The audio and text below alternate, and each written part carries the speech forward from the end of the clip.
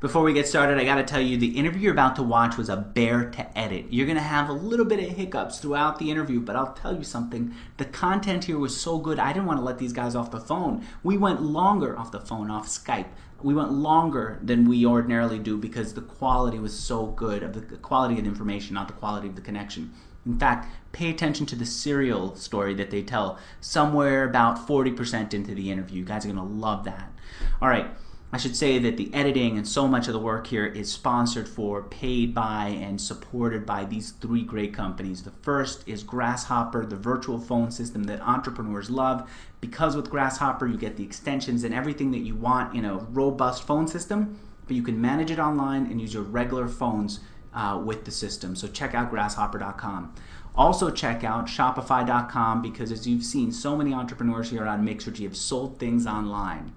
And if you want to start to sell things directly to your customers, not just advertising but products, check out shopify.com. They'll set you up with a store within minutes. 5 minutes is all it took me. Shopify.com. Thirdly, I want to tell you about RichWP. If you go to RichWP, you get a new theme for your website. I've said over and over again that just retheming, reskinning my website helped me get bigger and better interviews because it communicated authority. It communicated that I was somebody with more than just a tiny little blog. So check out richwp.com, get your own theme, customize it, make it your own, go out there and do incredible things so that I can come back and interview you. All right, those are the sponsors. Here's the interview. Hey everyone, it's Andrew Warner, founder of Mixergy.com, home of the ambitious upstart and of the upstart whose system just keeps having issues, but we got it working now. So today I've got with me Brian Chesky and Joe Gebbia. In fact, Brian, can you raise your hand so people know who you are? And the other guy with the glasses right there, that's Joe. They are the co-founders of Airbnb, a site that Time Magazine called the eBay of space. It's an online marketplace that allows anyone from private residents to commercial properties to rent out their extra space. How many listings do you guys have on the site?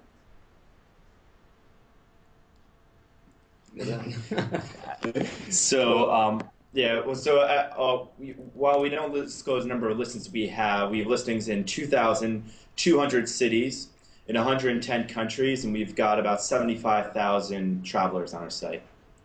Okay, 75,000 travelers, meaning people who are looking for places to stay, right? Right. Okay. We have got a few issues here. People who are watching us live are telling me that it's choppy. We've got a couple of issues.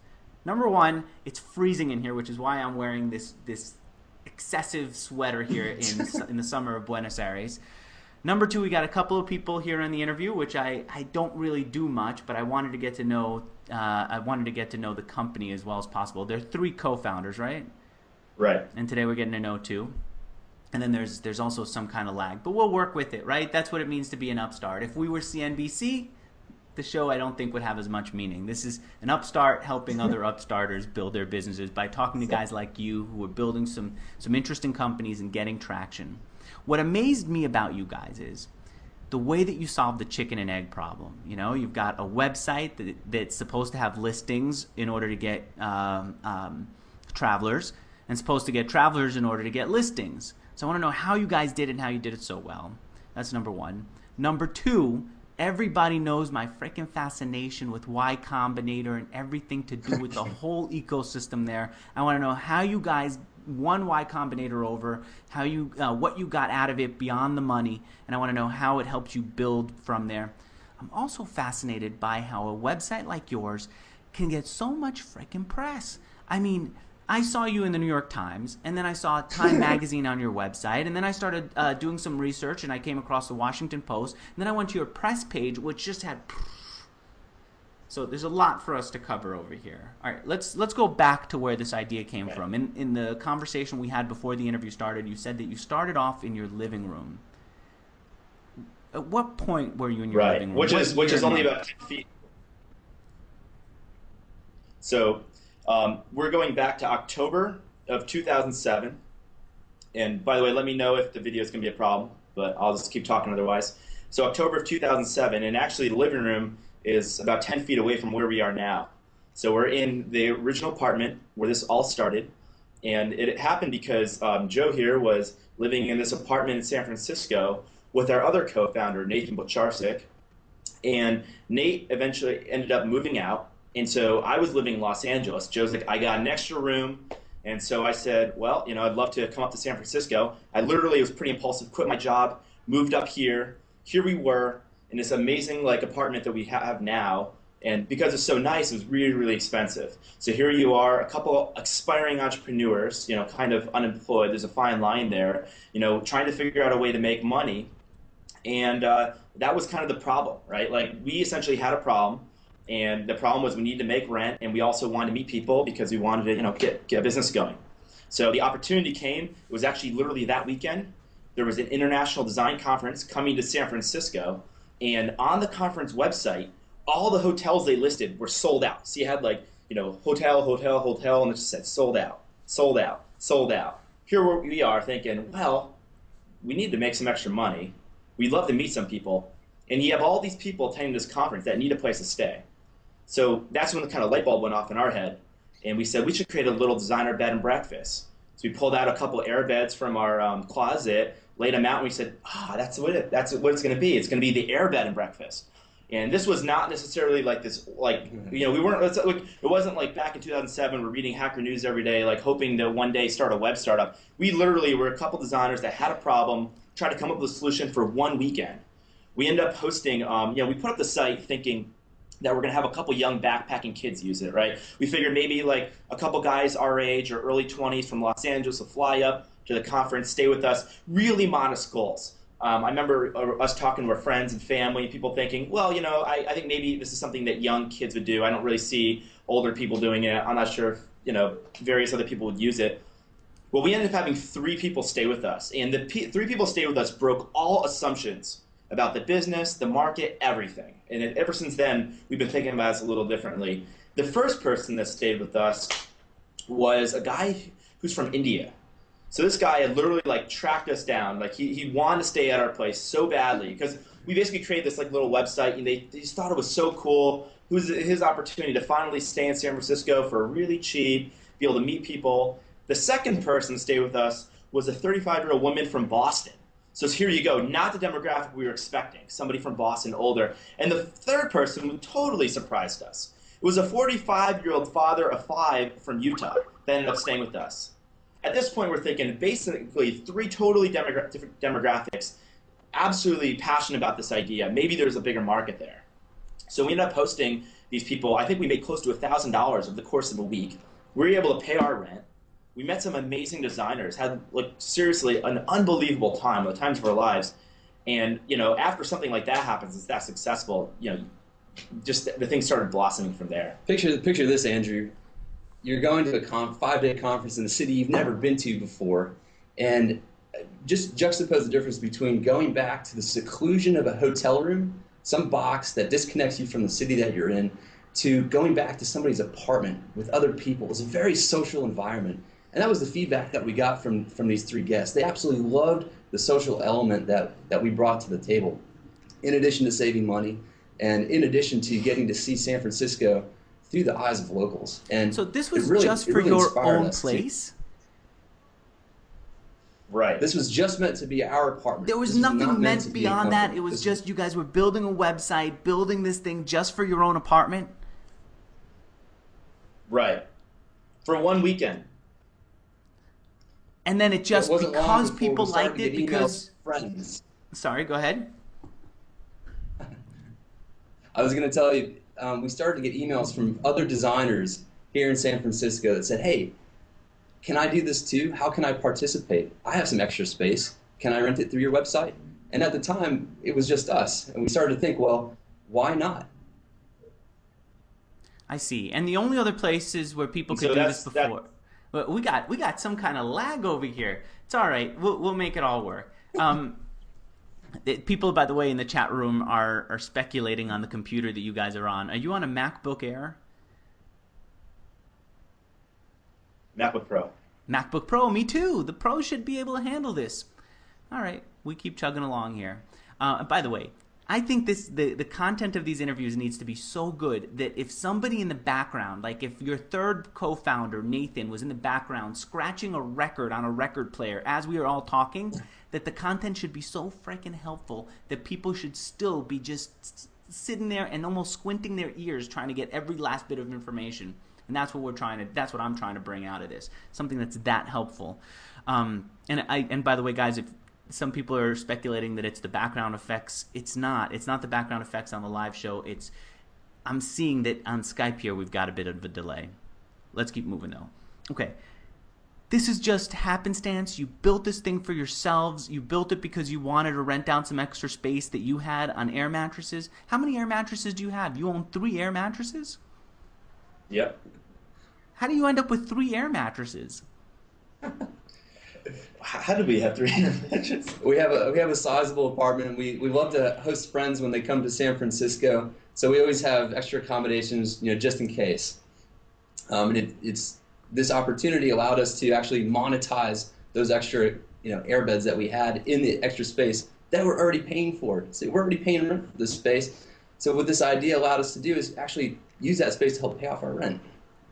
Okay, all right. Then what was the next step? You've got now a website that works just for you. What are you doing after that? Right. So here we are. It was back in October 2007. We did it one weekend. No idea of doing a business. All of a sudden, maybe there's something bigger there. Trying to solve our own problem. Then people are saying, well, I have the same problem. At that point, a few months went by. We kind of had other things going on in our lives. And I remember Joe and I, we went home for Christmas. You talk to your families, everyone's like, you go to home for the holidays, people say, well, what are you working on? And, we probably both had similar conversations. Well, I'm doing this project and that project, but we also have this other thing, air bed and breakfast. Air bed and what? And then you get into the conversation, and we started realizing everyone was really excited. They would love to do it. We came back from New Year's, and, I remember asking Joe a question. We're both designers by trade, and I asked him, who's the best developer you know, best hacker you know? And it turns out that Joe's old roommate, that moved out so I could take the room, was our third co-founder, Nathan Blecharczyk. He was a really, really talented developer. He went, from Harvard, and he funded his education by a business he started in high school. Very impressive. He had already done a startup before this. And at that point, we're like, well, we absolutely have to get this guy. Well, we knew, Andrew, that if we were going to take the site to the next level, 2 designers couldn't do that on their own. So we needed some really good programming expertise, and that's where we filled that void with our third co-founder, Nathan. So and this was after New Year's, and we said, at this point we're still thinking like, let's do something kind of manageable. So we said, let's identify the next really big event where there's going to be a housing crunch, and let's try to provide housing. Back in February of 2008, what event was coming up? Well, South by Southwest in Austin, Texas. We thought that would be great, very kind of early adopters, pretty connected. So I remember Joe and I went to Nate's apartment, and we basically pitched him the idea to start working on this, and he loved the idea. And then the next thing he goes, all right, great, how many months do we have to build this? And we said, we got 3 weeks. And the way we convinced him to do it is we didn't call it air bed and breakfast. We just said, like to Joe, as long as you put the word light after it, it won't seem that bad. So he said, we're not building air bed and breakfast, we're building air bed and breakfast light. And it will be just this little website. He's like, okay. And we literally worked our butt off for just only a few weeks. For this, we call the first robust version of the site.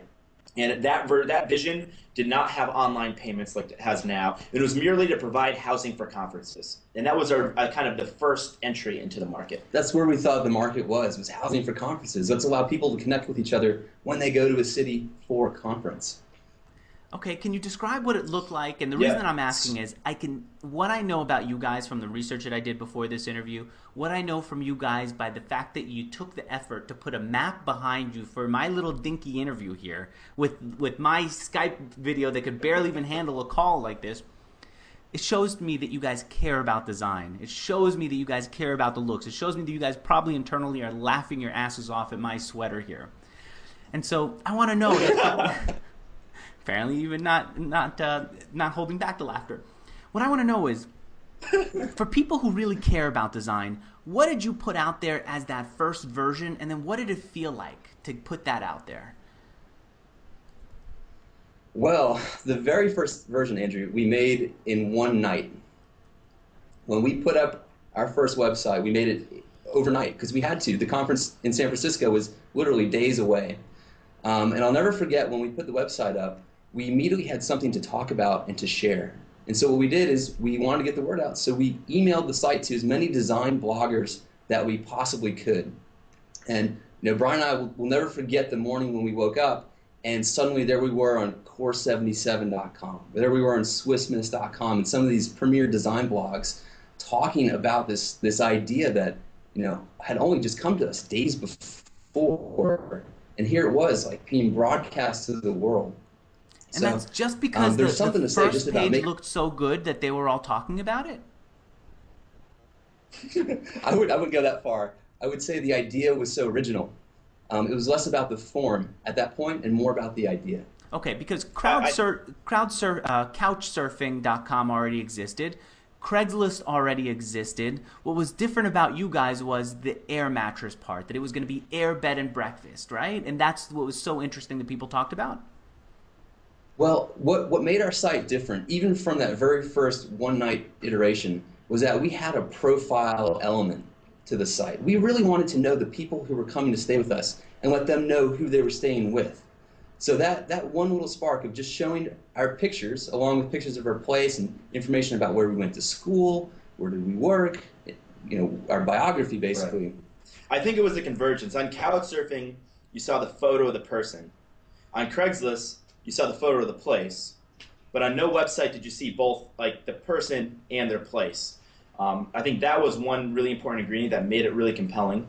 I think the other thing that made it compelling was that, especially the way we launched, we identified events, so such that Craigslist, you may or may not have anything in common with a person. On Couchsurfing, you both have a common interest in couchsurfing, but maybe not specifically in, like, the conference you're going to, and that's a really focused interest. I think because of those two reasons, you saw the designer, their place, and they were going to the same conference you were.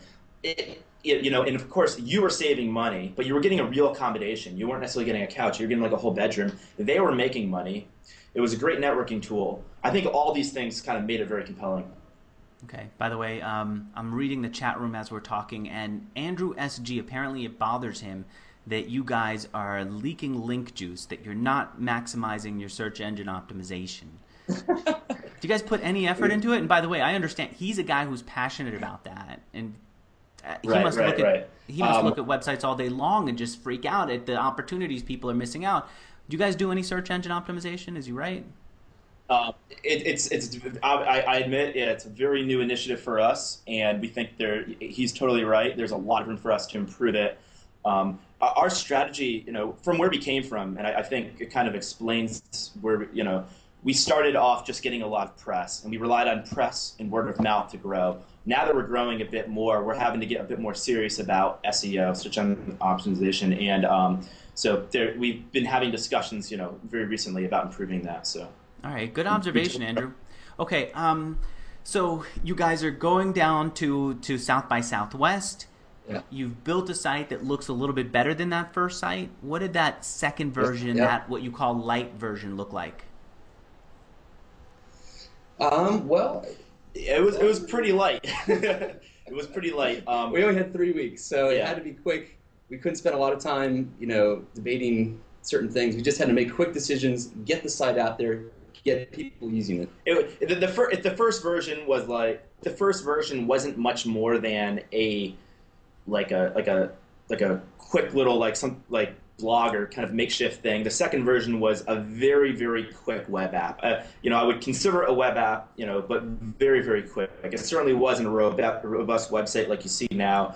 It really had like 4 pages that were key to the use. It had a little bit of content, but nothing too substantial. In the history of our company, we never really went for the private, beta or the stealth mode.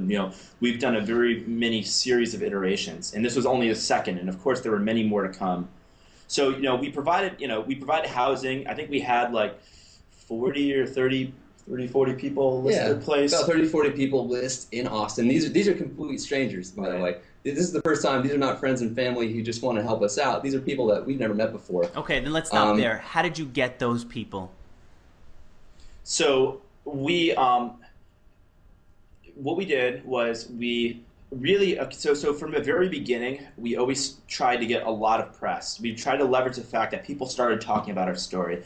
And so I believe that we had gotten a Mashable blog post. It was a very little one, and the website wasn't very substantial, but we did get blogged and Mashable. We got a number of the old design press. So all of our presses always started from a pyramid. We always get the smallest, blog that anyone who wants to cover us, and then go to the next guy and say, well, they covered us, and you kind of like move up the ladder. And so what we did is all the original blog posts, design sites, we tried to get them to mention us again. And of course, it wasn't totally efficient, right? We had to get a number of blog posts just to get a couple users. Later on, we started realizing it'd be better to get more specific and targeting people and going to the city. At this point, we didn't know that. So at this point, all we knew was people seemed to like to talk about us on the internet. We should just keep getting people talking, people find out more about us. So our strategy was to get a number of people to blog about us. And of course, we're talking about like 30 users. We're not talking about thousands of users. So the goals are pretty modest, and we got pretty good press. And we're able to get enough people, like 20 or 30 people, maybe 30, 40 people to post in Austin. This is about 2 years ago. And we had a few people book rooms. And one of the real turning points of the company is that Joe and I went and we used the site. And it was the first time that we really started putting ourselves in perspective of a user, using your own product. And when we use a site, it changed everything. It changed the perspective about what a website like this should be. And we totally changed all of our assumptions. The first thing we changed was the idea that this should not be like Craigslist, that you should not exchange cash in person. And the reason why was because, I had this amazing experience. I show up at the airport. The host was so generous because, that he decided to pick me up from the airport because he figured, well, don't bother getting a taxi. I know you're coming in. I'll come by. I'll pick you up. His girlfriend was, making us a Vietnamese dinner, and he was a PhD student at the University of Texas at Austin. They had a nice airbed laid out in the kitchen, or in the living room, sorry, not a kitchen. And, they had this amazing dinner set up. And at some point, he turned around to me, and he said, all right, well, where's my money? It wasn't, quite that direct, but suddenly everything was cool, and all of a sudden it wasn't cool. It felt, very shady. And we were starting to think to ourselves, we can't have people all over the world, exchanging cash like this. It's just going to be really, really awkward. And I believe maybe I had to, go to the ATM to get the cash, and everyone's kind of uptight. We started thinking. I remember coming back and telling you, we have to automate the payment process. Now this is back in early 2008, right before people started worrying about websites making money. So of course for us, we're just trying to have fun. We weren't, of course, worrying about a revenue model. So it turned out that this was a revenue model, taking a transaction fee and facilitating payments through the site. But the reason we did it was truly from a user experience. We thought it was a horrible experience to have to pay cash. The second thing we started realizing at the event was people started saying, I'd love to use you to go to London, but you don't have an event on the website for London. Or I want to go use you guys. We talked to people at Austin, right, at the conference, South by Southwest, and they'd say, I love your site. I want to use it to go to wherever next week. Or, there was no conference on our website to do that. So we started thinking to ourselves, A, maybe there should be payments through their website, and B, maybe this is bigger than conferences. And it never occurred to us before that. I mean, it kind of did, but not really, because we started thinking, well, the real problem is conferences, because hotels get sold out, and people want to know who they're staying with. The turning point, Andrew, is when people started emailing us from London, from Tokyo, from Vancouver, from Miami, and they either were writing because they wanted to travel through our service, or they wanted to host through our service. But at the time, we were just housing for conferences. You had to list a room to an event. When the event was over, the listing went away. So those two fundamental changes have altered our direction with the company. Online payments, it's the first time you can book a listing online with your credit card, and it's now a travel site. You can travel anywhere in the world regardless of an event. So this is back in, now we're at around April of 2008. So here we built a first version that was a one-day website, and there was a second version was a 3-week website. Then we went back to Nate and basically went to the drawing board and said, all right, we're going to start over one more time. At this point, we didn't have very many users, and we said, let's start off over, and we're going to do two differences now. Now you can book a room on the site, so you can put in your credit card, and we had this saying, 3 clicks to the book it button. Had to be 3 clicks to the book it button, and it kind of came from the old story. Let's say that slowly so that I hear it and also the transcribers hear it. 3 clicks to what? The book it button. 3 clicks to the book it button. So I land on the home page. I don't click more than 3 times before I get to the book it button, so that I can book the room. Right, and that was unique because on our site previously, you had to sign up, find your event, add your profile, contact people. There was this long flow. we decided that what would make our site revolutionary and different than Craigslist or Couchsurfing or all the other vacation websites is like what made us different was that you could just go online and just book it. And there wasn't, before that, there was long exchanges. Now you can still message now on our site, but we wanted to, at any point along the process, give somebody the option to get to exactly where they wanted to go and make it turnkey like a hotel, or as much as possible, make it very streamlined. It kind of came back from inspiration that, the original iPod, what was so different about it is no matter where you were on the product, you could always get to your song in 3 clicks, right? And it was the same kind of idea. And the other thing was we decided, why limit this to events, especially events in the United States? So we said, you know what, forget events. You can book anywhere in the world on our website. You can pay and book anywhere in the world. That was the new idea, the big idea, and that's essentially what we have today. So we started working on this website around April, May of 2008, and I'll get to the very first question you asked us, and this is in response to that. You asked us, how do you solve chicken?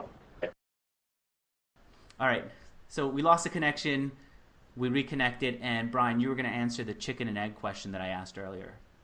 Right. So we're now back to May of 2008. 3 guys, we created 2 little websites. We're at the drawing board, and now we want to create a site with online payments where people all over the world are going to list their properties, and you're going to be able to book them. That's a great vision. We thought we could build a great product. The problem was, it wasn't like you could start like a site like Yelp or Facebook. You could start with a single city, because if people come to the website, they want to travel somewhere they're not. So we immediately had to get users all over the world to list their properties. And that was a real problem, a chicken egg problem. So we decided the only way to really solve it, or the way we decided to solve it, was let's try to just get a ton of press. We knew we're good at getting press. Let's try to get a ton of press. Let's do it one more time. And let's do it around an event so that when people do come to the site, it's going to be an international event where people all over the world are going to hear about it. They are going to, in the process, put up their place.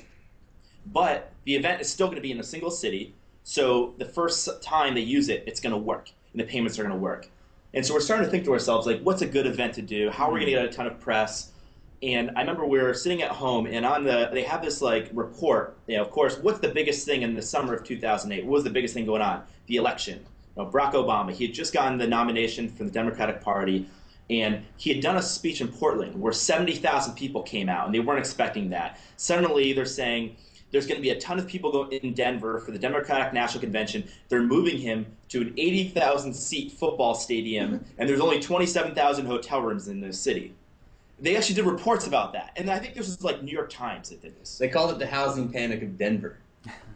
And there we were. It's we're perfect, that's our opportunity. We're if we can't get press at this is our one shot. One shot, we're going to launch for the Democratic National Convention, and this is how we're going to get press. And at this point, no one knew who we were, and so we basically told Nate, we said, this is what we're going to do. He was super excited about it, and we laid out a plan, and we spent about a month and a half building this new website that had online payments. You can now 3 clicks of the book it button, type in your city, click on the listing, click on the book it button, put in your credit card, you have a reservation. That was the idea. We want to do that in Denver. And so we basically did what we've always done with press. So the question is, how do we get a lot of press? And the answer to that was it always started as a pyramid. And you always start at the bottom, and you work your way up to mainstream media. And the top of the pyramid is CNN or New York Times. The bottom of the pyramid are any person that you could talk to, like a user, right? And we started just by getting all of our own blogs to blog about us. So anyone that previously blogged about us, we told them, we're telling you first that we're going to do this. So they blogged about us. Then we move up. I remember we got in the local news in Denver. How do we get in the local news in Denver? Well, we literally typed in DNC housing crisis to Google News. We typed that in. And of course, a reporter wrote a story about how there was this housing crisis on the local news, and they did an interview with some kid renting his place on Craigslist, and he was going to use that money to help pay for his tuition or for the semester or something like that. And so we literally, it was midnight one night, we wrote the woman who wrote the story and said, if you think a story about a single kid renting out his room is interesting, I'll give you a story about 500 people renting their room. She called us, she wrote me back that morning and says, we want to do an interview for the local news. And so that was how we got press. We did that for a couple different networks. We got on the local NBC News of Denver. Then people in Denver saw the news. They started listing the room. NBC covered us. Then the local CBS saw the NBC piece. So then they wanted to do a story with us. And then I think the Rocky Mountain News and a couple of the Denver Post saw the TV news. So they wanted to do a piece. So all of a sudden we're starting to get interviews. In the meantime, we created a really funny viral kind of video on YouTube. It was like basically an Obama like song that we created, and it turned out that CNN had seen that video, and I think they had been hearing about the press just from the local news in Denver, because some of this stuff at this point was going out in the wire. And then one day we get an email from CNN saying that they want to do an interview with us, and it was actually not much different than what we've done now. It was through a Skype connection or a remote interview, and as soon as we did that interview, we went from literally a couple guys, a few guys in an apartment, no money, no real like traction, to all of a sudden like being in the New York Times, CNN. It really just snowballed. It started with the low plus press blogs. It branched out to local news, local newspapers. Then I think TechCrunch had covered us. We sent an email to TechCrunch saying like, all these people are covering us, you should cover us. They did. And then we worked our way up to CNN and New York Times. At that point, a lot of people had heard about us, and we got on many newspapers. All right, let me dig into what you just said right now. First of all, Brian, I think I saw your personal email address and your personal phone number on the press page of Airbnb. So you're the guy who's handling all the press up until now. Joe and I have done a lot of the press together. But you don't have a PR person. It's in-house. It's done the way that you've described. Exactly. And we try to be extremely accessible to press. Like we don't want to put out, we never really put out press releases. I think we tried to put out one when we first launched, but ever since then that really didn't lead to anything. We've always tried to go directly to people. We've always tried to work our way up the kind of pyramid. That's our general philosophy. Start with bloggers. Once they cover you, usually what happens is the mainstream media seems to want to type in Google, or they'll blog and to see if other people have already covered. For big stories, they want to be the exclusive. But for a story like ours, they want to first see if other people are covering it. And if other people cover you, and the smaller the blog, the more likely they are to cover you, and the more they appreciate you reaching out to them. And you just kind of work your way up. And any relationship we have, we try to cultivate. So we always try to check in to anyone who's written a story about us. Check in with them, say, hey, you wrote about us in Austin for South by Southwest. We got something really cool we're working on now. So, we just kind of followed up. Well, the thing about this, Andrew, is going back to that summer of 2008, we didn't have any money. I mean, all we had was our time. So this was the most frugal way that we could think about getting press, is just hustling, digging into Google, finding reporters who are writing stories about this problem, very high-profile problem, and we offered them a very high-profile solution, and they loved it. They bit into it. By the way, thank you guys for hooking up the Ethernet. It's so much clearer now. Now I feel like we're having a real conversation. There we go. All right. Something that you guys told me in the email before we set up before the interview was that you have multiple launches. What do you mean by that, and how does that help you get press? Right. So we're only like halfway through the story, the launches. And it was funny because we spoke at Combinator, and the kind of thing we tell people whenever we're giving advice is don't go for the Super Bowl launch. Don't go for one single thing. You don't have to worry about exclusive story. You think about it. We had our first launch, the one-day website. The second launch was the South by Southwest. That was like the 3-week website. The third launch was August of 2008. It was this thing we're just talking about. And we actually had like 3 or 4 kind of like launches after that as well. So, when you're a really small company, like you have the opportunity to retell your story many, many times. As long as every time you tell it, there's something different about it. So for us, the first story was in our apartment. That was a different story, right? The next story was we're providing housing for conferences. The next story was we're solving this crisis.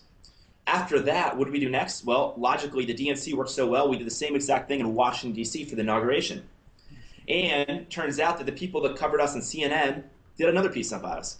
And then even more people covered us. We got on New York Times, Wall Street Journal, The Guardian, international press this time, all around the world. We did a live interview with the CBC in Canada. So yeah, and it was just about building relationships, following up, getting to do more stories. And when we were also extremely aggressive about the press, every corner, we tried to contact as many people as possible, and just tell our story in a really interesting way. And I think people really responded to it. One other thing we're leaving out that was totally off the wall. It's going to seem like it's coming from left field right now, so I'll just kind of set it up a little bit because it doesn't have seemingly anything to do with our business. We had this really crazy idea. So here's kind of what happened. This is maybe one of the most remarkable parts of the story. So here we had been working the site for close to a year now, like 8 months, 9 months. And after 9 months, we had gotten a bunch of press at DNC. We still didn't have a lot of users. We started to get some. We weren't making a ton of money. And, you can only go so long with that. And we hadn't taken any investment money. And so at this point, you can only go so long without any money. At this point, we're like, we need to start making money. And instead of going right after trying to get investment, we decided let's try to do something resourceful within ourselves to make money. And we were brainstorming originally at the Democratic National Convention and maybe even for the Republican National Convention, what would be something we'd give to host that they could give to their guest as like an exchange, right? It'd be kind of a fun social interaction. We're thinking it'd be cool if it were airbed and breakfast, if they could give them breakfast. We could send them a breakfast to give to the travelers. But of course, we're not going to like mail them eggs or anything. We have to send them a non-perishable. And so we thought, what would be a non-perishable that was easily brandable? And of course, to us, that seemed like cereal. It's the kind of thing that you leave out on the table in the morning. So we started thinking, let's do an Airbnb, DNC, and RNC themed cereal. And because of our design backgrounds, we really had fun with this project. It was kind of a diversion that turned into a huge sensation, or at least like way beyond what we ever expected. So we created Obama themed cereal and a John McCain themed cereal. And I can even tell you, so the Obama themed cereal was Obama O's. So let's say we got basically Cheerios, and we just called them Obama O's, the breakfast of change. And for John McCain cereal, we called it Captain McCain's, a maverick in every bite. Because John McCain was a maverick or a captain in the Navy. And actually, we have the boxes. So, Captain McCain and Obama O's. There's an Obama O's box and a Captain McCain cereal. All right. A maverick. That's in every awesome. bite. A maverick in every bite. So the thing about these cereals, Andrews, we did it for mainly one reason, and that was to get press. We thought that this would be a really unique item to send out to media outlets during the hype of the elections, right? Everybody was talking about Obama. People were reporting on really fun stuff like this. But the other thing that it got for us besides press is if you look on the top, you'll see that each box is individually numbered out of 500. So we did a limited production run to make it a collectible item, and we actually sold these through the website. It just so happens that we ended up selling out of the Obama O's. Each box sold for $40. It was a collector's item. People were so enthusiastic; they were willing to pay $40 for these, and they're beautifully, really, it was like we tried to pay attention to every little detail. So even the barcode, really try to pay attention to all the details. The barcode looks really like, beautiful. I guess, an elephant or a donkey. The donkey, yeah. Exactly. There's the donkey. So we ended up funding the company in these early days through the sale of breakfast cereal. Are you guys as excited? You guys in the live audience, are you as excited as I am about this? I love you guys. Now that we can actually talk and hear each other, this is awesome. This story is incredible. For any company, for any group of guys who are worried about making money, to come up with one of these ideas that you guys have is tremendous. But to come up with them one after another, after another, after another, makes me say, how? How are you able to come up with all these ideas? While, by the way, you're not just in college, you're not just smoking a bong, you're not just hanging out, you've got responsibilities. How do you do it? I'd like to be able to crank out great ideas like this. How do we do it? Well, so we have a background in design, and I remember we used to be in studios together, and we would literally just. I think what happens is we don't just sit around and have like a light bulb idea. This idea came from a conversation, and actually very much evolved. So the first thing was it'd be cool to be able to give a breakfast to somebody, and okay, that's cool. We're talking about it for a while. We're brainstorming. We don't immediately have the brilliant idea. It's kind of it takes a bit of time for us to realize that we should end up doing a cereal, right? A non-perishable that we can brand. Okay, we're going to do a DNC cereal, RNC cereal. As we're talking about this, then we start saying, well, Yeah, there's also Obama propaganda in his like, you know, materials. We should create an Obama themed cereal and a McCain themed cereal. At that point, we're like, okay, we're creating an Obama themed cereal, a McCain themed cereal. We're brainstorming, and then at this point we're just brainstorming names. But I guess the key was we didn't just one day say we're going to create Obama O's. It was very evolutionary. We're then brainstorming names for Obama O's, names for Cat McCain's. I think it's a constant like conversation that we have. It goes back and forth, back and forth. And as you're talking about things, you basically get excited. And as you get excited, it's like new ideas pop up. So, and where do you know to, or how do you figure out where to have this stuff made, and how do you go through the trouble of having it all made?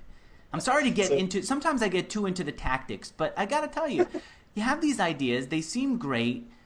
You go and try execute them, and you realize that it becomes a big diversion to your regular business, which is getting people to actually use the site. I'm wondering how you guys got over that hurdle.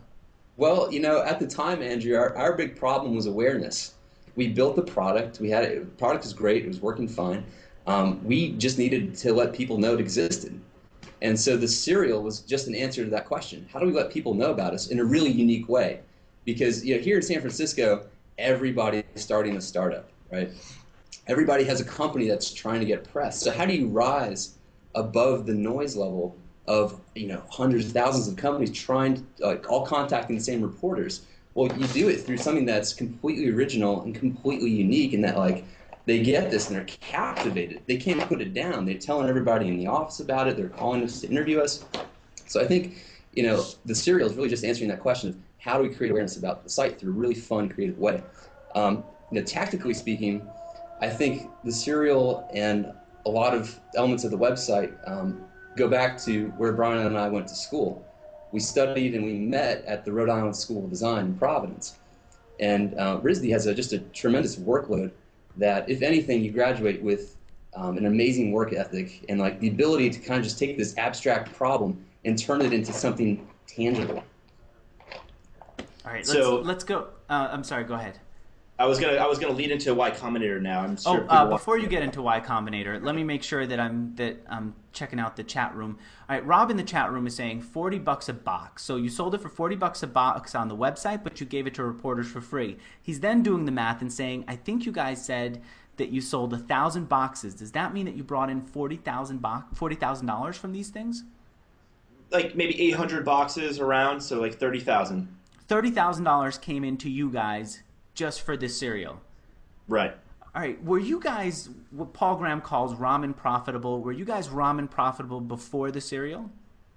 No. It was still your own money that you were pouring into the business. Were you ramen profitable after the cereal? I would say no. I would say the cereal only basically helped us kind of keep going. But it was like a temporary injection of capital. Why? Where was the money going? You had 3 guys who were working on the site, each coming at it from a different direction. What else did you need financially? Really, it was just supporting 3 people to work on a website for a year without any salary. So, and, to be able to pay your rent, to pay your food. So when guys who go through the Y Combinator program tell me that they needed the money in order to live while they were building their business, you really do need the money in order to live. Right. I mean, you've got to pay your rent, you got to pay your food, and at this point, we've been working on the site so long. I didn't have savings at this point. I was literally living week by week. I think we both racked up substantial credit card debt that year. How much credit card debt did you guys rack up? Let's just say thousands of dollars. Thousands of dollars. All right. I personally got into personal debt starting my first company of $70,000, and even when we had money. And my brother told me pay it off. I refused to pay it off because my ritual was once a month sitting with all these credit cards and paying one card off with another. And I said, that's grounding me. That's reminding me to not get carried away when I see these huge sales numbers, and to think like a human being and to feel a little bit of pressure about smaller dollars.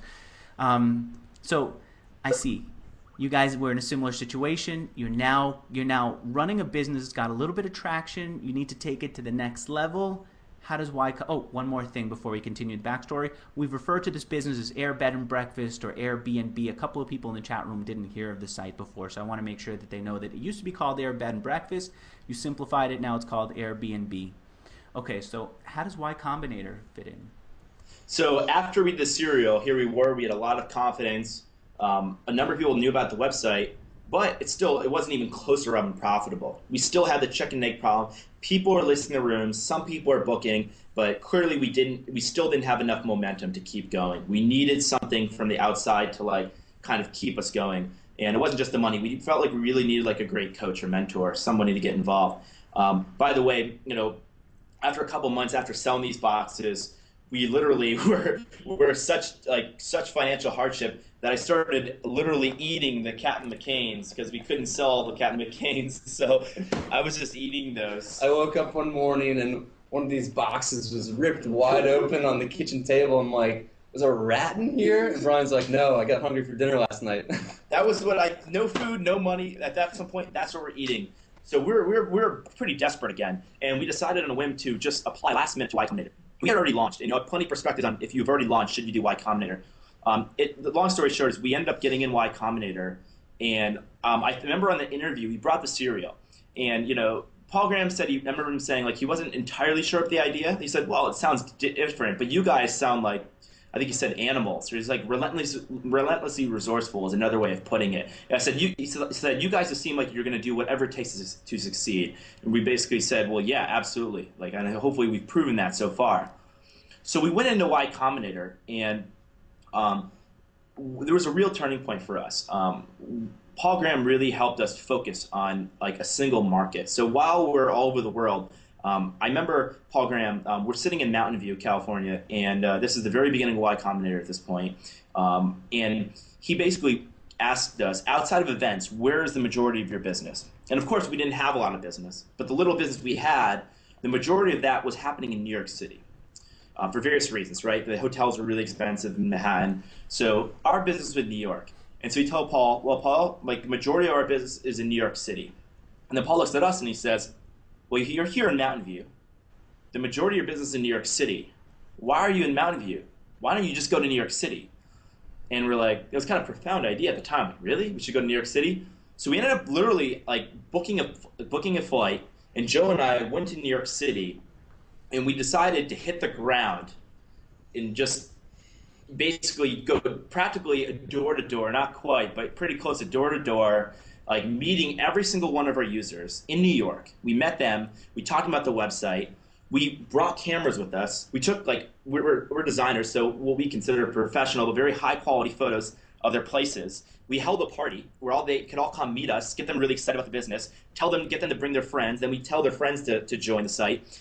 And the first trip we went, we came back from New York, in revenue, which was super, super flat, went up. It still wasn't substantial. We came back from New York, and all of a sudden, all of our bookings in New York went up. The quality of listings were better, more people listed, and all of a sudden our bookings went up. And we started thinking to ourselves, well, it seems like every time when we go to New York, the revenue goes up. So we should go back to New York.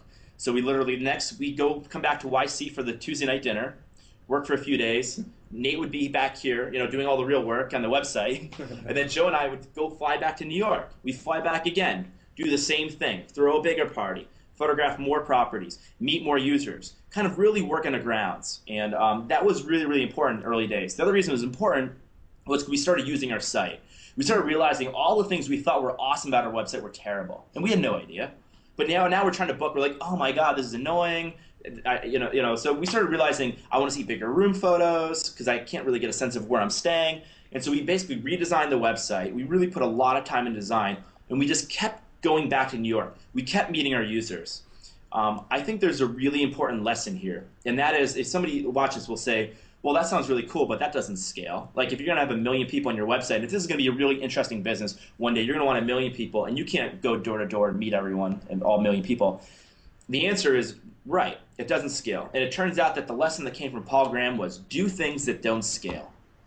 Do things that don't scale. And for us, that was our version of do things that don't scale. Why? Because that was our one opportunity while we still were small to meet our users and to kind of instill our values and like kind of the vision we had to the early people and also learn from them.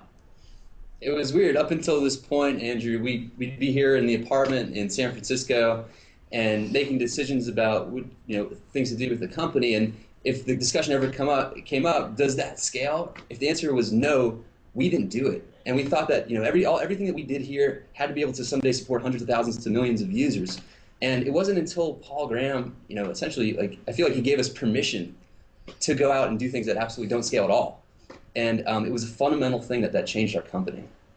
You know what? I saw that in our email exchanges, and I wanted to come in here and talk to you about it because I thought you guys were going to say, do things that don't scale, and then come up with a cute way of really telling me to do things that do scale, because it didn't seem logical. You're building a growing business. Why would you want to do something that doesn't scale? So I get a better understanding of it from what you're telling me now, but I want to challenge that a little bit to get an even clearer understanding. What's the purpose of doing something that doesn't scale when you're trying to build a business that grows? Well, I mean, I think if you're not willing to do things that don't scale, you may never get to the point where you have to scale to begin with, right? I think at such an early stage in the company, it's so important to be in touch with your user base. I mean, the conversations that we had with our hosts in New York City shaped our business. It shaped the design of the website. It shaped our policies on the website. They told us what they wanted, and this goes back to another Paul Graham, quote: "Is make something that people want." And so those, by going door to door, by sitting down, having coffee and tea, sometimes for hours with our hosts, they told us exactly what they wanted. They said, "Hey, if you guys added this feature, if you added this button or this function, I would love your website." And a lot of the things that they told us actually weren't that hard.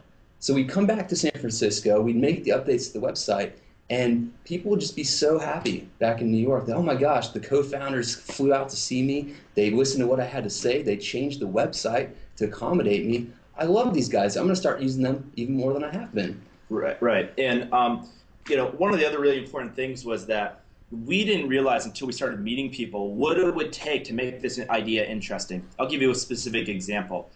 When we first created the website, we had really small room photos. The room photos were probably like maybe 3 inches by 3 inches on a screen, right? Maybe like 200 pixels by 200 pixels, something like that. So they're very, very small. We would see a small photo, then we go to the apartment and we go, wow, this place is beautiful. I would have never known the apartment. I would have never booked it unless I showed up here and realized how beautiful it was.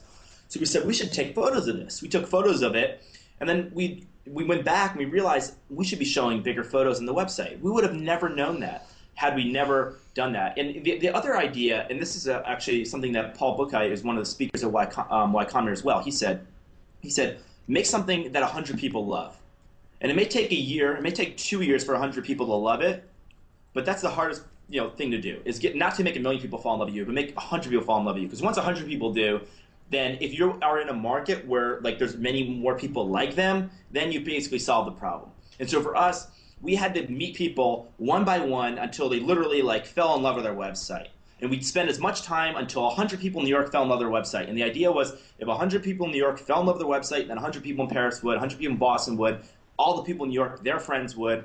We'd rather have a small base that really was passionate and loved us, and the only way we could do that was to basically live with our users. People say talk to your users. We literally booked rooms and stayed with our users. We lived with them.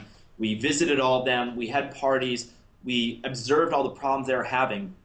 And one other really interesting thing happened when we did that. So you remember, our website was still called Air, Bed, and Breakfast. The idea was, we thought our niche was to provide air beds and living rooms. That was kind of what we thought. Couches, air beds, and living rooms. When we met people, we started realizing people said, I really would love to rent this whole bedroom out or this entire apartment. And it actually turned out that our very first power user was a musician. This is actually an unbelievable story. So we go to this guy's apartment, and he has a beautiful place across the street from Carnegie Hall. This guy turns out to be Barry Manilow's drummer. Barry Manilow's drummer changed the course of our company forever. Because when we met Barry Manilow's drummer, we realized that he didn't want to just list his bedroom. He wanted to list his entire apartment. Why? Because he goes on tour with Barry, and they go to Providence, they'll go to Boston, he'll be away for a week at a time, and suddenly we found ourselves in a situation where we had a user, a really passionate user, that wanted to list his entire apartment on our website. That was an entire user base that we didn't even realize wanted to use our product. As soon as we did that, we started saying, why don't we add the option to rent out your entire home, your entire apartment on our website? It turns out that that's a huge portion of our business now. We may not have even known that. We opened that use case up, and it really started to change things over the course of our Y Combinator. I see. All right, that's really intense user experience. That's really intense. Well, I did an interview with Eric Stevens, who does listening labs for companies. He brings users into his office, and he watches them interact with websites. He watches them interact with random sites, with Google, with his competitor sites, with his own site. And just by watching them, he's able to see where they stumble. It seems like you guys did that to a much more intense degree. Right. And maybe this doesn't scale, but I can see how this could continue being part of a company, part of a growing company. You can always send people in to watch your users. You can always send people in to use your site. You guys can always keep experiencing it. Right. We still use the product. We still host people. We still travel. And we just came back from New Year's Eve where we had a meetup in New York City, and I think 150 people came. Our very first meetup in New York was another crazy story where, a long story short, we had, I think, one person come to our meetup. And it was really awkward because it was like me and this other person. And that was like the big meetup, me in a bar with all these shots and then one other person. I thought like 100 people were going to be there. But on New Year's Eve this year, we had like 150 people. So, the community is super, super important. The reason why is that our users are meeting in person. We're very sensitive to that. And so we want to be able to be in touch. We don't want to be in like the ivory tower or over here, in San Francisco, when people are meeting in Buenos Aires and meeting in Paris, or meeting in New York. We want to go to these places. We went to Paris. We've been to London, Miami, Vancouver, LA, Chicago, DC, Boston. We have already traveled to a significant number of cities, and we plan to visit more as well. I hope you guys come to Buenos Aires, where I am. I'm not listed, but if you guys come, I'll list myself just to have you guys over. All right, deal. Let's see what else I've got here in my notes. I wanted to find out about how your design is just so intuitive, and now I've gotten an understanding of it. Ad buys. A couple of people in the actually, sorry. Before I go to my question, Andrew SG in the audience is saying, really, you guys didn't understand that bigger pictures and better descriptions would lead to more bookings? Now, in retrospect, it seems obvious. Why do you think that at the time it didn't seem as obvious as it does now to us in retrospect? Well, I think that you can answer that question by saying that in retrospect, our business seemed obvious, right? You looking back, like, didn't this business seem entirely obvious? Well, at the time, all of our friends were really, really smart. Like, they didn't really piece it together. In fact, our photos were still bigger than Craigslist photos. Craigslist, they have 4 tiny little photos. Our room photo was the same size. We thought that was okay. On Couchsurfing, they had like a big profile photo, but there was no listing room. So we figured, we took the same size, like the photo from Couchsurfing, the photo from Craigslist, put it together. That was interesting to us. And, I agree that looking back, it seems so obvious, except that we talked to so many people, and our entire business, not just the room photos, our entire business didn't seem obvious until we started doing it. And, now everyone looks back and says, why didn't I think of that? But it turns out that, as you can see, for us, it wasn't like we had this brilliant idea one day. Like, it was very iterative. All right, let's go back to, what was the year that you guys presented to Y Combinator? So it was exactly a year ago. We did the winter of 2009. So January 2009. Okay, let's say this. Let's go back in time. You guys get the okay from Y Combinator. They say, yes, we're going to give you the money. They tell you what share of the business they take. Let's assume 5 minutes afterwards, Andrew Warner walks up to you and says, guys, I'm going to give you the exact same money as Paul Graham. I'm going to take half the equity, but I'm going to live in Buenos Aires where I'm going to do my interviews. I'm going to be hands off. I'll check in with you guys later. Remember, half the equity, same amount of money. What do you say? In retrospect, even. In retrospect, I wouldn't have done anything differently than working with Paul Graham. The value wasn't the money. The money. Tell me about money, that. That's what I'm getting at. Right. The money. In fact, I don't think we used a good portion of that money that we for Y Combinator, because over the course of the first few weeks in Y Combinator, we started going to New York. All of a sudden, we actually became profitable over the course of Y Combinator. The revenue we were making was then funding our operations. The money became the least significant part of Y Combinator. And I hear discussions on Hacker News or other websites, debates about whether Paul Graham gives a good valuation or whether it's worth the money. And the thing I can tell you is that Paul Graham is, like, for us, and this is our personal experience, we made sure that we knew when we were giving away the equity and we were going to Y Combinator, the value wasn't the money, the value is Paul Graham. We were, we were sure that we wanted to get as much time with Paul Graham as possible. So we took the opportunity. We met with him numerous times before Y Combinator even started. I mean, it was over the Christmas holidays we were meeting with him. We, during Y Combinator, we even though we'd be in New York City, we'd be the first ones at every Y Combinator dinner. We were almost always the first ones at every Y Combinator dinner. We met him once a week, sometimes twice a week. We spent a lot of time with him. He was one of the people that inspired us to do certain things like show big room photos on the homepage, like really nice places. At the time before that, we didn't even do that. Maybe that also seems obvious looking back, but he was really provided guidance. He was the one that gave us permission to do certain things. I think he's seen so many startups that he knows patterns, right? As long as he can't motivate you, he can't do that. That's not really what he does. But if you are already motivated, he knows he's seen enough startups that he can start to pick up patterns. And for us, that was super, super important. Any problem that you're going through during Y Combinator, there's a very, very high percentage, high probability that he's seen it before, and he's seen how other people have solved it. So he's just full of so much information and great advice. And if he doesn't know the answer to it, the other value behind Y Combinator is the camaraderie that you have with the other 20-plus companies that are sitting next to you, to your left and your right. People who are really, really smart, really, really ambitious.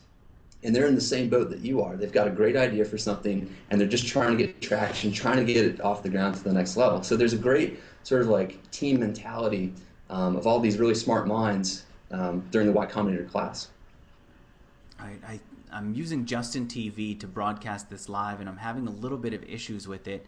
I think they made a change, and maybe my system's not ready for their change. So what I'm trying to say is people can't hear us live for some reason. I'm going to reboot the live stream for them. Sorry, guys. No worries. Let's see. All right, you know what? No, let's do it. Let's give them a little bit of sound.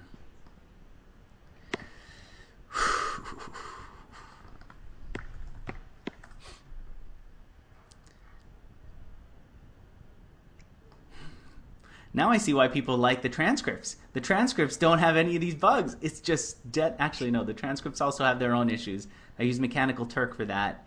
And Mechanical Turk is done by strangers who sometimes do a great job and other times just flub it on purpose. All right, almost ready. Deny.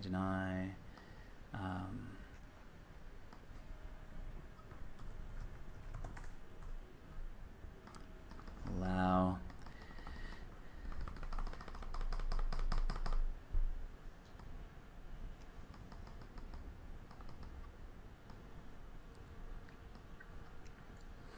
I'll just tell him it crapped out.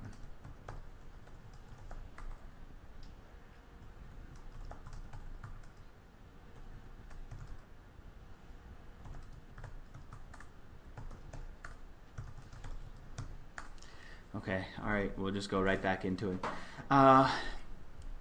Okay, so we had a little bit of trouble with the live audience. I edited out the piece where I was trying to bring them back on. So let me do that again. All right, had a little bit of an edit here too. Had some trouble with the live audience. I needed to work on the feed. Let's get back into the interview, and I had another question about Y Combinator. I don't want to make this into just a Y Combinator interview, but I'm fascinated, and I've talked to so many entrepreneurs who just by going through the process have told me that their whole business turned around. You guys are telling me it turned profitable just through that Y Combinator process. What about this? I've talked to several startups who've gone through it who've said that guys like you who've already built your business before going through Y Combinator have an advantage over people who in the short period that they're in Y Combinator have to come up with a business, get it off the ground, launch it, and then present it to investors. What do you think about that? I totally agree. In fact, I think that there's this kind of misconception at Y Combinator that you enter Y Combinator with an idea, and over a few months, you build a product, it gets traction, and then by demo day, it's suddenly a viable company. And I don't think that's how it works. And I go back to us. It took us a year just to figure out what we were doing. I think that had we entered Y Combinator back in, even March of 2008 or a year before, we would not have been where we are now. My advice is for people to have already kind of figured out so they already have something going. They've already kind of struggled through an idea and figured it out. I think those are the people that are at the best advantage. And then Paul Graham can, I wouldn't use Y Combinator to necessarily figure out what you want to work on. I'd use Y Combinator when you know what you want to work on, and then Paul Graham can help you like kind of steer the right way. So I think it was a huge advantage. And the other advantage to us was we met with Paul Graham, I think, maybe more than anyone else in Y Combinator, or as much as anyone else. We met him a lot. The reason why is on day one, a lot of other people, if they don't have a product done, they're like afraid to talk to them, or there's not really much to talk about. Even before Y Combinator, we had already launched. So we were meeting him like many times before it started. And then on the first day of Y Combinator, we're having meetings about users and bookings. We're going through the site and spending a lot of time. It wasn't like we had the last 2 weeks to show him our product. We were, we had the entire course of Y Combinator to have all the people in our group test it, Paul try it. We're like changing things. I think that was a huge advantage, and I recommend people, if they're considering doing Y Combinator, you really invest the time up front before you enter. I think you get more out of it. I want to understand how he does this, and I'm going to have Paul Graham here on Mixergy soon. We're just picking out a date right now. What can I ask him that will give me insight into his process? I want to learn the way that you guys want to learn from him. That's a good question. Yeah. You know what? You want to give it some thought offline, and if you have any ideas of what I can ask or what kind of insight I should be pulling from the interview, let me know by email. I want to get as much value out of that interview as I can. Yeah. You know what? Because here's the thing. He's very thought out and very methodical, but at the same time, a large part of his process seems mysterious. Like he's thinking through how many computers he has at his office, so he has one that's offline and one that's online, so that when he's doing work and doesn't want to be distracted, he could go to his offline computer according to one of his essays. He's thinking through a lot of things very methodically, but a lot of times when I talk to guys like you tell me that he came up with an idea that changed everything, but that idea seemed to come out of thin air somehow. It's not like he said, we have this 5-step process, go do the 5-step process, trust me, come on guys, you're young, you don't understand it, this process worked for all my companies, go do it. No, he's saying, I got the idea for you, go fly to New York. You guys came all the way here, get out of here, go fly to New York. That's my idea. And that was pretty much. Yeah. And I'm going to interview so many other Y Combinator companies, not one of them is going to say, he told me to go fly to New York. There's no formula here that I could pick up on. Right, there is no formula. I think what he does is he listens very well to exactly like what your situation is, what your problem is. He's very imaginative, and like he's not going to, the thing is, like he's not going to think of the idea of your business. He's going to think of like things you haven't thought of to tackle a problem. And for us, our problem was we had to get to better know our users. We had to, right, that's what we needed to do. And so he thought they'd go to New York. How does he think of these ideas? I mean, I think he's just, maybe that's one of the questions to ask him. Like you can ask him specifically in our situation, how did he know to tell us to go to New York when a lot of other people would have said, are you seriously going to fly all the way to New York to like meet like 10 different people for a weekend? Like, why would you think that's a good idea? No one else thought that was going to be a good idea. In fact, I think if we told anyone else, they would have said that'd be a terrible idea. But we said, well, Paul Graham said to do it. So we're like, all right, well, we'll give it a try. How do you know to tell us to do that? Another thing I'd ask, I'd also ask him, Andrew, what does he look for in people?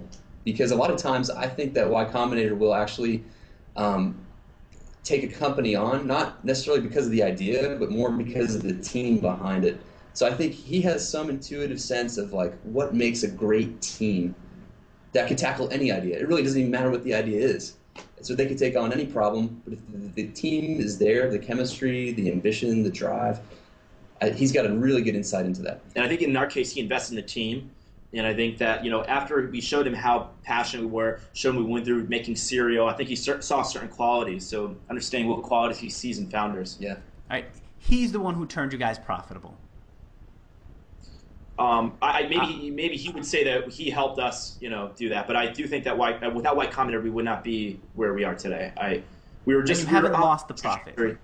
What? You're still profitable today. You haven't lost it. Okay. All right.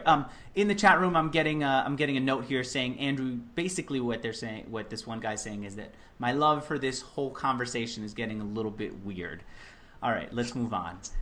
I'm fascinated by Y Combinator. You can't keep doing interviews with entrepreneurs who are just hitting the ball over and over, who are doing well over and over, and keep telling you that it's because of this one program, and not say, wow, there's something to this freaking program. There's something amazing here. If people told me there was something else, I'd be just as passionate about that something else. All right, ad buys. I did some research for you. I Googled you guys. I Googled all kinds of words that would lead me to you guys, and I saw that you guys were buying ads in Google, right? Yep. How big a source of traffic is that for you? What percentage of your overall business is coming from Google now? So there's maybe like 4 fundamental ways that we get traffic, but there's many others. One is just word of mouth, right? People use this. Press kind of is like the thing that starts it. Then after people use it, word of mouth kind of keeps that going. And the other 2 big things are and they're very unique to travel. They're unique to every site, but travel is specific. SEO and SEM, and they're becoming more important to us. We can't disclose exactly the amount of revenue coming from them, but as one of you, I think Andrew had mentioned SEO, like we have a lot of work to do. I would agree. We have a lot of work to do with SEO, and with SEM, we also have a lot of work to do. But we know that in our key markets, it makes sense because our traffic is monetizable. And our business model is very simple. We take a 10% transaction fee. So if we can acquire a user for a certain dollar, we know exactly the conversion rate we need to have in that user in order to be able to afford those keywords. And so we go after our key markets, our key cities. You probably typed in New York. Maybe you typed in a couple other of our popular cities. We buy up the common keywords people are searching in those cities, and as long as the conversion rate's high, then SEM works well for us. And SEM in the travel space is, of course, an important factor, though it's just one piece. I think ultimately, word of mouth has been the thing that's helped us by far the most because we don't pay for that, and those are the most passionate users. All right, we went way over with this interview, but Joe, let's end it with this. What's next for you guys, Joe? Well, 2010 is going to be a big year for Airbnb. I think 2009 we used to figure out a lot of the parts of the product, a lot of parts of our customer service. We've kind of built our operation now. So I think 2010 is really the year where you'll see Airbnb in more and more international cities all around the world. I think there's just so much opportunity, not only in the United States, but abroad as well. So I think you're going to see Airbnb in just major cities around the world: Paris, London, Madrid, Barcelona, Rome, Berlin, Buenos Aires. We're a San Francisco-based company, so obviously we started in the United States, and we have substantial traction here now. But I think really just going worldwide with this, really taking the success we've seen here in the U.S. to the countries that have the key cities all around the world. And you guys venture-backed? Did you need any funding after Y Combinator? No, after Y Combinator, we were able to reach profitability. We've used our revenue to fund our operating expenses. Okay, so you don't have to sell at any point soon to satisfy investors. You could just continue at your own rate.